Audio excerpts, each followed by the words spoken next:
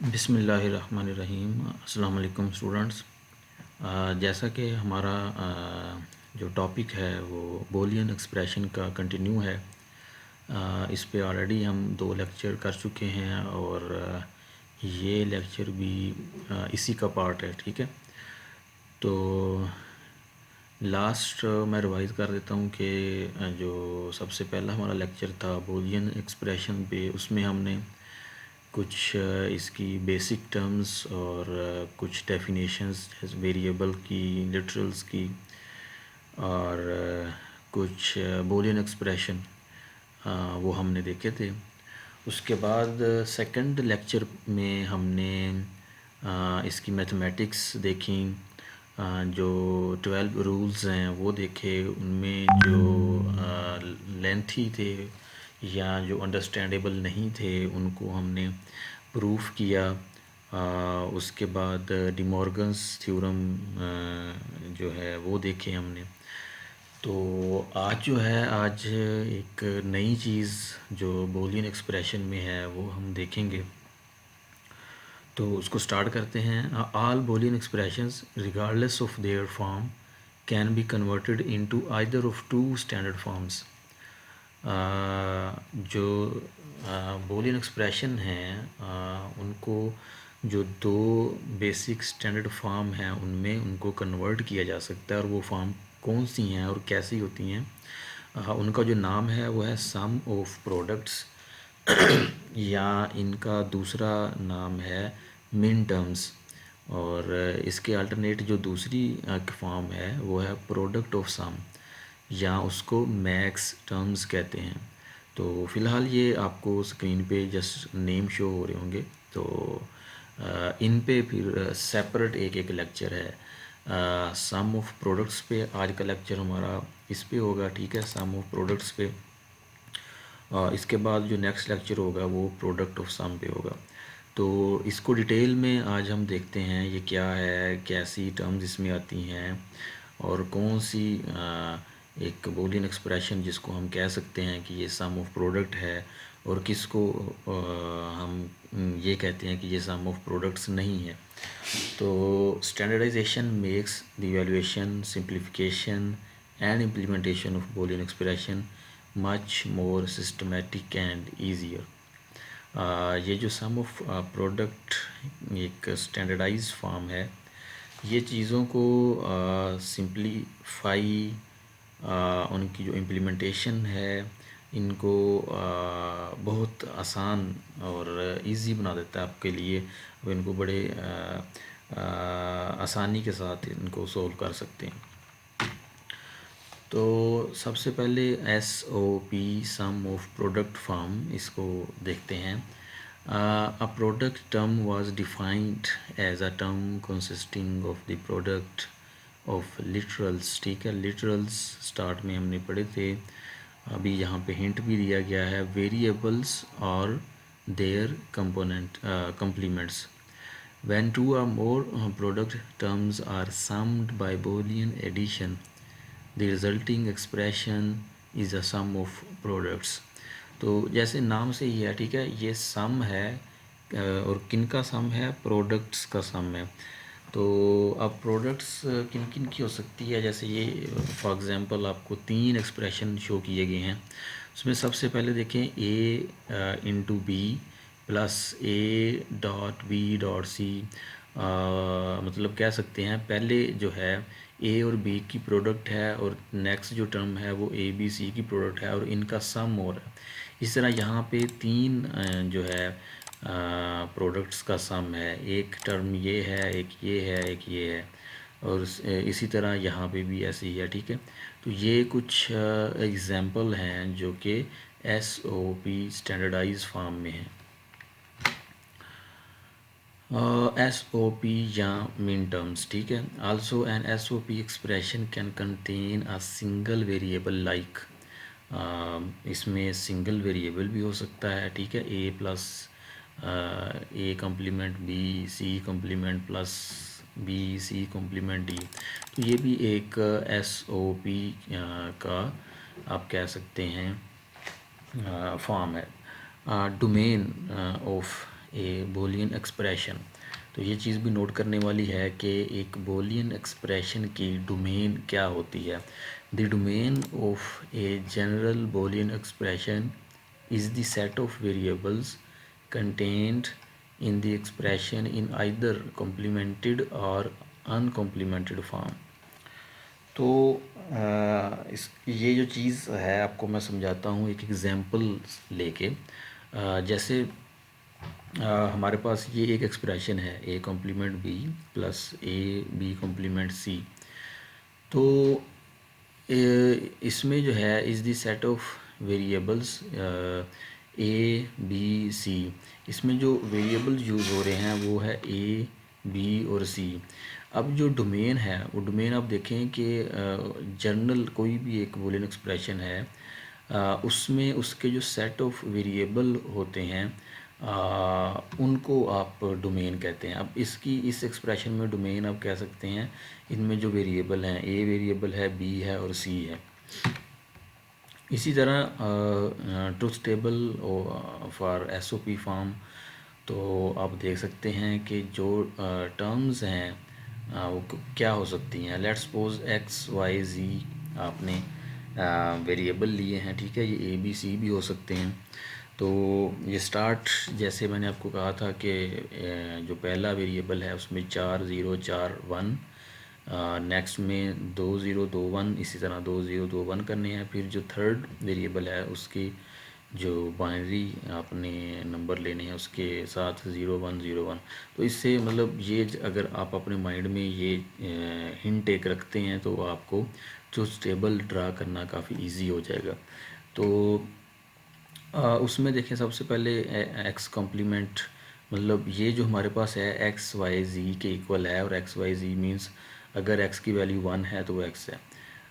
इसी तरह अगर वाई ज़ीरो हो जाता है तो वाई कम्प्लीमेंट, एक्स ज़ीरो होगा तो एक्स कम्प्लीमेंट, जी ज़ीरो होगा तो जी कम्प्लीमेंट। अब ये मिन टर्म्स हैं तो इसको स्मॉल एम से शो किया जाता है। सबसे पहली टर्म जो है एम ज़ीरो, फिर एम 1 2 3 5 6 7, ठीक है, यहाँ तक ये जा रही हैं। अच्छा, अब नेक्स्ट स्लाइड आपको अब शो हो रही होगी कि एंड या और implementation of an SOP expression. मतलब कि आपको एक एक्सप्रेशन दिया गया है, आपने उसकी एंड या और गेट के साथ इम्प्लीमेंटेशन करनी है। तो implementation an SOP expression simply requires और मतलब कि और आपने एंड पे करना है। एसओपी का मतलब भी यही है, सम of products.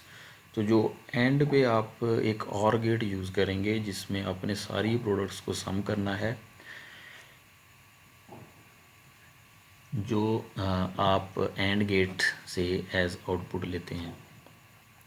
A product term is produced by an and operation and the sum of two or more products is produced by an operation. ये कुछ पॉइंट्स हैं, ठीक है। पॉइंट्स किस हवाले से, या इनको आप स्टेप्स कह सकते हैं। आपने एक किसी भी एसओपी एक्सप्रेशन का एंड या और गेट के साथ इम्प्लीमेंटेशन करनी है।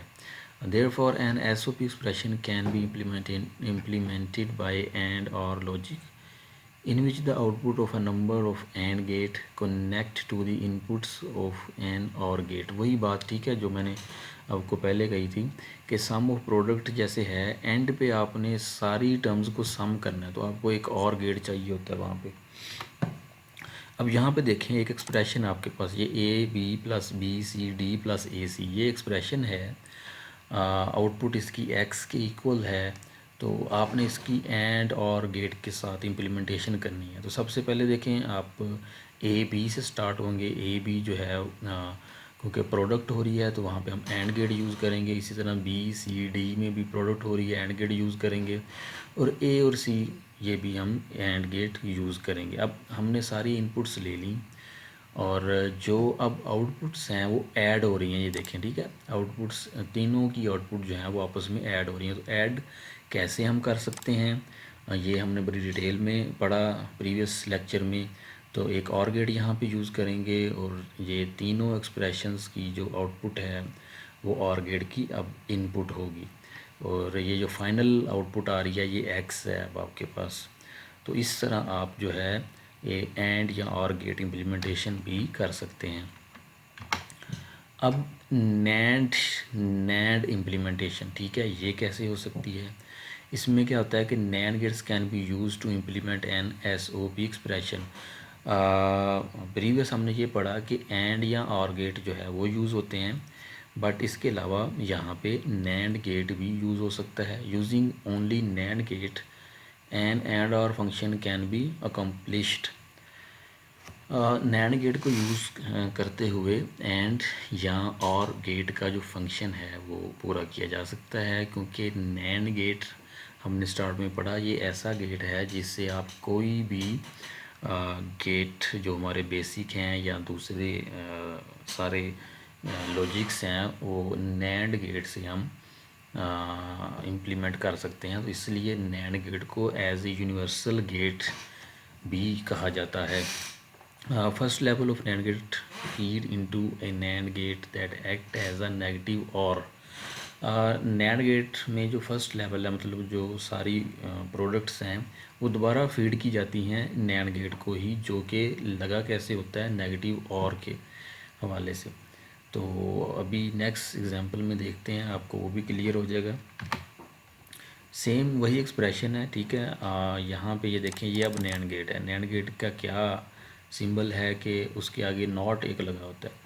तो ये तीनों अब नैंड गेट है। अब हमने आगे इसको कनेक्ट किसके साथ किया है? नेगेटिव और, ठीक है, नेगेटिव और जो कि नैंड गेट ही है। उसमें भी यही हुआ है कि आगे हमने नॉट गेट लगा के, और इसको कहते हैं नेगेटिव और। नेगेटिव ऑलरेडी लगे हुए हैं और साथ और है, तो ये perform as a NAND gate ही परफॉर्म कर रहा होता है। तो इन अदर वर्ड्स, ठीक है, आप ये देखें कि ये दोनों हमने, अब जैसे ये एक लाइन पे दो नॉट हैं तो दोनों एक दूसरे को कैंसिल करके तो वही फंक्शन परफॉर्म कर रहे होते हैं। तो इस तरह से आप अपने जहन में इस चीज़ को रख सकते हैं। अब क्या है कि conversion of a general expression to S O P form. अब आपको मतलब डिफरेंट टाइप के एक्सप्रेशन देखने को मिलेंगे, पर आपने उसको एस ओ पी फॉर्म में कन्वर्ट करना है। तो वो कैसे करेंगे? तो जैसे ये एक एग्जांपल है, A into B plus C D. ये कोई भी जनरल एक्सप्रेशन है, इसको हमने एस ओ पी फॉर्म में लेके जाना है। तो हम क्या करेंगे? एज डिस्ट्रीब्यूटिव लॉ ए को मल्टीप्लाई कर देंगे, ठीक है, A B plus A C D. अब ये जो एक्सप्रेशन है ये, ठीक है, ये अब आपके पास एस ओ पी फॉर्म में है, जबकि ये एस ओ पी फॉर्म में नहीं है। तो इसको as objective point of view आपने याद रखना है कि एस ओ पी फॉर्म में एक्सप्रेशन कैसा होता है, या अगर आपसे पूछा जाए कोई भी एग्जांपल देखिए, तो क्या आप बता सकते हैं कि ये expression S O P form में है, ये expression S O P form में नहीं है। तो वो चीज़ आप यहाँ से पिक कर सकते हैं। अब आगे देखें हम, तो हमने क्या करना है, कुछ एग्जांपल्स हैं जिसको कन्वर्ट करना है एसओपी फॉर्म में। तो सबसे पहले इस एक्सप्रेशन को करना है, तो सिंपली ये जो बी है, बी को हम मल्टीप्लाई कर देंगे दोनों टर्म्स के साथ। तो अब ये जो रेड कलर में आपको आंसर शो हो रहा है, ये हमारे पास एसओपी फॉर्म में है। इस तरह ये है।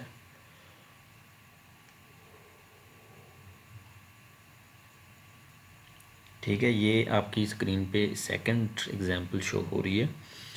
तो इसको भी मतलब स्टेप्स, इसमें 2-3 एक्स्ट्रा स्टेप्स हैं जो यहाँ पे नहीं लिखे गए, पर आप इसको सोल्व कर सकते हैं अपने एंड पे। कि ये दो टर्म्स जो है वो मल्टीप्लाई हो रही थी, जिनको सबसे पहले ए को दोनों के साथ कर देना आपने, फिर बी को दोनों के साथ, तीनों के साथ आपने मल्टीप्लाई कर देना। तो जो टर्म्स आएंगी वो सारी एडअप हो जाएंगी। तो ये फिर जो फॉर्म आपके पास आ रही है, ये सम ऑफ प्रोडक्ट्स है। इस तरह कॉम्प्लीमेंट्स की फॉर्म में चले जाएं तो उसमें भी कोई घबराने वाली बात नहीं है कि कॉम्प्लीमेंट्स हैं। अब हम क्या करेंगे, ठीक है, तो उसमें सबसे पहले देखें किया गया है कि ये वाला जो कॉम्प्लीमेंट है जैसे A plus B whole complement plus C complement. अब यहाँ पे अगर देखा जाए ए प्लस बी कम्प्लीमेंट, फिर उसका ये वाला कम्प्लीमेंट, और इसी तरह सी का कम्प्लीमेंट, ठीक है।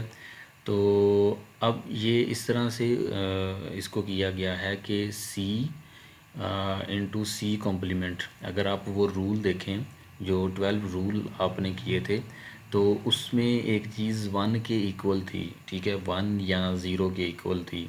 तो उस चीज़ को आपने दोनों एक्सप्रेशंस के साथ मल्टीप्लाई कर देना है।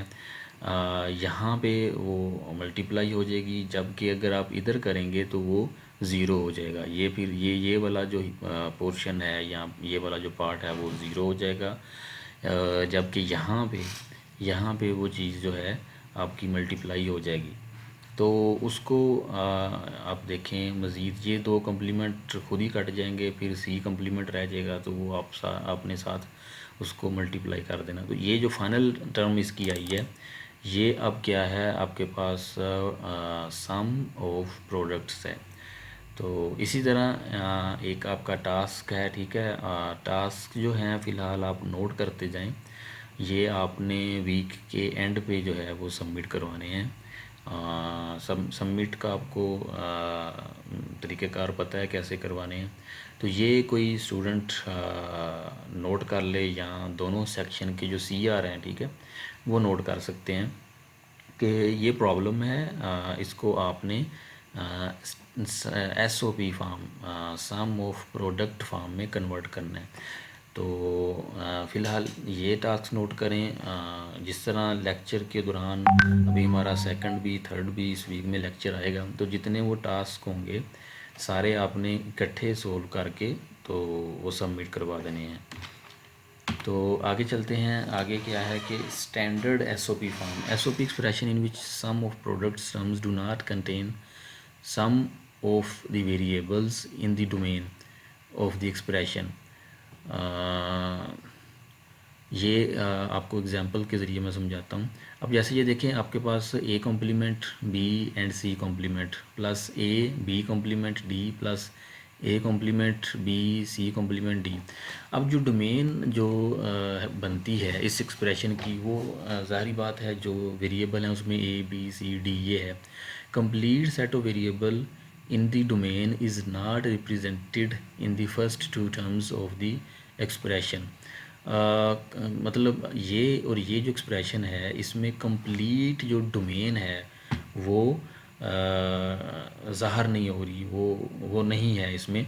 तो इसको हम ये कह सकते हैं कि ये स्टैंडर्ड SOP फॉर्म नहीं है, ठीक है।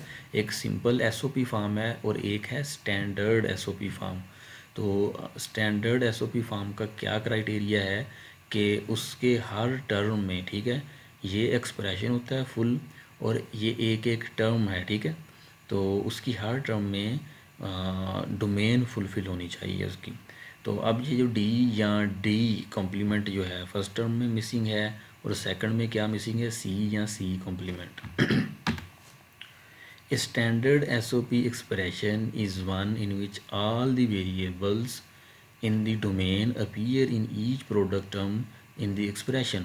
ठीक है, वही चीज़ है कि प्रीवियस ये एक्सप्रेशन स्टैंडर्ड नहीं था। क्यों नहीं था? इसमें कुछ डोमेन के वेरिएबल जो हैं मिसिंग थे। ये जो है अब कंप्लीट स्टैंडर्ड SOP फॉर्म में है। इसमें अब देखें हर टर्म में डोमेन जो है वो कंप्लीट फुलफ़िल हो रही है। अब ये जो है, पहले तो हमने एक जर्नल एक्सप्रेशन को SOP फॉर्म में कन्वर्ट किया सम ऑफ प्रोडक्ट फॉर्म में। अब सम ऑफ प्रोडक्ट फॉर्म में एक्सप्रेशन जो है उसको स्टैंडर्ड SOP फॉर्म में कन्वर्ट कैसे कर सकते हैं, ठीक है। ये अब आपका नेक्स्ट जो स्टेप है वो ये है। तो इसको कैसे करते हैं स्टेप वाइज देखें। पहले आपने करना है, मल्टीप्लाई करना है each non standard product term by a term made up of sum of a missing variable and its complement. ठीक है, वही चीज़ कि अगर कोई एक्सप्रेशन ऐसा है कि उसमें एक टर्म जिसमें वेरिएबल पूरे नहीं हैं, तो अब आपने पूरे करने हैं। तो आप उसको मल्टीप्लाई कर सकते हैं उस एक्सप्रेशन को, सॉरी उस टर्म को मल्टीप्लाई किससे, एक वेरिएबल और उसके कॉम्प्लीमेंट से। तो मतलब आपने एक ऐसी चीज़ से मल्टीप्लाई करना है जिससे ये है कि पूरे एक्सप्रेशन पे कोई फ़र्क ना पड़े। तो पहला स्टेप ये है। फिर आपने जो फर्स्ट स्टेप है उसको रिपीट करते जाना है अनटिल आपके पास जो सारी टर्म्स हैं उसमें वेरिएबल पूरे ना हो जाएं।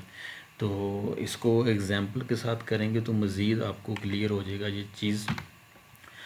देखें ये रेड कलर में आपको एक एक्सप्रेशन शो हो रहा है जिसको हमने स्टैंडर्ड एसओपी में कन्वर्ट करना है।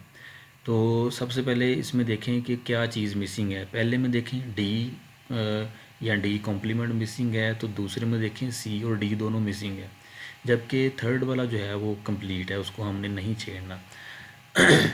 पहली टर्म देखें ए बी कॉम्प्लीमेंट सी, इसको जो है आपने मल्टीप्लाई किसके साथ किया, डी प्लस डी कॉम्प्लीमेंट के साथ। तो मतलब ये आपको पता है कि according to rule equal to 1 है, तो इसका कोई फ़र्क नहीं पड़ेगा। तो इसके साथ हमने इसको मल्टीप्लाई कर दिया। अब ये बाहर वाला एक्सप्रेशन दोनों के साथ मल्टीप्लाई हो जाएगा, तो अब आपके पास दो टर्म आ जाएंगी, इस एक की बजाय अब आपके पास दो टर्म्स हैं। ठीक है, ये ठीक हो गया। सेकंड टर्म देखें, उसमें आपके पास मिसिंग क्या है, सी और सी कम्प्लीमेंट, ये दोनों मिसिंग है। तो पहले आप उसको मल्टीप्लाई करेंगे सी प्लस सी कॉम्प्लीमेंट से, जो कि ऐसे होगा। ये देखें, तो दो एक्सप्रेशन आपके पास आ गए। फिर उसी टर्म को आप मल्टीप्लाई करेंगे डी प्लस डी कॉम्प्लीमेंट के साथ। ठीक है, ये जो आपका आंसर आया था इसको आप मल्टीप्लाई कर देंगे डी प्लस, क्योंकि डी भी मिसिंग है, तो दोनों को, इसको भी लहदा से और इसको भी लहदा से आप डी प्लस डी कॉम्प्लीमेंट के साथ मल्टीप्लाई कर देंगे। तो जब मल्टीप्लाई किया, अब एक टर्म, ठीक है, ए कॉम्प्लीमेंट बी कॉम्प्लीमेंट की जगह आपके पास 1 2 3 4 स्टैंडर्ड टर्म आ जाएंगी। तो अब आपने करना क्या है कि इसकी वैल्यू इस एक्सप्रेशन में पुट कर देनी है, और जो पहली टर्म है ये वाली, उसकी भी वैल्यू यहाँ पे पुट कर देनी है। जो फाइनल आंसर आएगा वो आपका स्टैंडर्ड एसओपी फॉर्म होगी। जो थर्ड फॉर्म है वो मैंने आपको ऑलरेडी बता दिया था कि वो स्टैंडर्ड फॉर्म में है। तो ये देखें, जो फाइनल टर्म आपके पास आएगी, ये जो है एक्सप्रेशन, ये स्टैंडर्ड एसओपी नहीं है। इसको जब कन्वर्ट किया तो 1 2 3 4 5 6 7 7 टर्म्स आपके पास आई, जो कि स्टैंडर्ड एसओपी फॉर्म है उसकी। तो ये लें जी, ये सेकंड टास्क अपना देखें। सेकंड टास्क आपका ये है कि ये एक्सप्रेशन आपको शो हो रहा है WXY की फॉर्म में, इसको आपने स्टैंडर्ड एसओपी फॉर्म में कन्वर्ट करना है। पहला क्वेश्चन भी नोट कर लें, दूसरा भी कर लें। ये कोई एक स्टूडेंट जो आपका टास्क है, एज असाइनमेंट टास्क है आपका, इनको नोट करते जाएं, ताकि जब हमारे लेक्चर्स कंप्लीट हो जाएंगे फिर आप उसको ग्रुप में शेयर कर दें, तो वो बाकी सारे स्टूडेंट जो है उसको कंप्लीट करके सोल्व करके तो वो मुझे फॉरवर्ड कर देंगे। उसके बाद आप यहाँ पे देखें बाइनरी में, ठीक है, बाइनरी में इसकी रिप्रेजेंटेशन क्या है, वो जैसे स्टार्ट में हमने ट्रुथ टेबल किया था, ठीक है, उसमें आप उसको रिप्रेजेंट कर सकते हैं कि सिंपल एक ए वेरिएबल है तो वो 1 के इक्वल है, उसका कॉम्प्लीमेंट 0 के इक्वल है। या उसको आप अगर आपने कुछ वैल्यूज़ असाइन की हुई हैं, मतलब ए उस टाइम पे 1 है, बी उस टाइम पे 0 है, तो 0 का कम्प्लीमेंट लेंगे वो 1 हो जाएगा, और सबको मल्टीप्लाई करेंगे 1। ठीक है, तो मतलब एसओपी टर्म को आप बाइनरी रिप्रेजेंटेशन मतलब उसकी कैसे हो सकती है, तो उसमें एक नोट देखें, an SOP expression is equal to 1 only if 1 और more of the product terms in the expression is equal to 1। तो ये आपको अगर मैं यहाँ पे लेके चलूँ इसकी, ये फिगर जो बेसिक थी, ये एक्सप्रेशन था उसका, ये था कहने का मतलब ये था कि एक एसओपी फॉर्म इक्वल टू 1 तब होगी जब इनमें से कोई भी प्रोडक्ट जो है वो 1 के इक्वल आ जाएगी। तो कोई भी इनमें देखें, अगर ये दोनों ज़ीरो भी हो जाएं तो आगे कोई फ़र्क नहीं पड़ता, क्योंकि ये सम हो रही हैं। तो अगर कोई एक एक्सप्रेशन यहाँ पे 1 के इक्वल आंसर आता है, बाकी चाहे ज़ीरो हो जाएं, आगे कोई फ़र्क नहीं पड़ रहा, तो आपका आंसर वो 1 ही आएगा, ठीक है। तो इसको मतलब सिंपल एक अल्फाज में कि ये इक्वल टू 1 होगा किस केस में, जब कोई भी टर्म की जो फाइनल आउटपुट है वो 1 हो जाएगी। तो इस तरह से आप इसको कर सकते हैं। तो ये जो हमारा लेक्चर था ये यहाँ तक है, ठीक है। तो इसको इंशाल्लाह नेक्स्ट हम कंटिन्यू करेंगे। नेक्स्ट क्या है, POS, प्रोडक्ट ऑफ सम्स, ठीक है। तो उसमें भी ये सारी चीज़ें हम करेंगे कि पहले डेफिनेशन करेंगे, फिर कुछ एग्जांपल के तौर पे प्रोडक्ट ऑफ सम के एक्सप्रेशन देखेंगे, फिर उनकी कन्वर्जन देखेंगे, फिर उनके एंड और गेट में इम्प्लीमेंटेशन देखेंगे, ठीक है। तो यहाँ तक आपने इसको देखना है, और जो दो टास्क मैंने दिए हैं वो आप अभी कर सकते हैं, या वीक के एंड पे करके सबमिट करा सकते हैं। संडे तक आपका टाइम है। तो इंशाल्लाह मिलते हैं नेक्स्ट लेक्चर में, तब तक के लिए अल्लाह हाफिज़।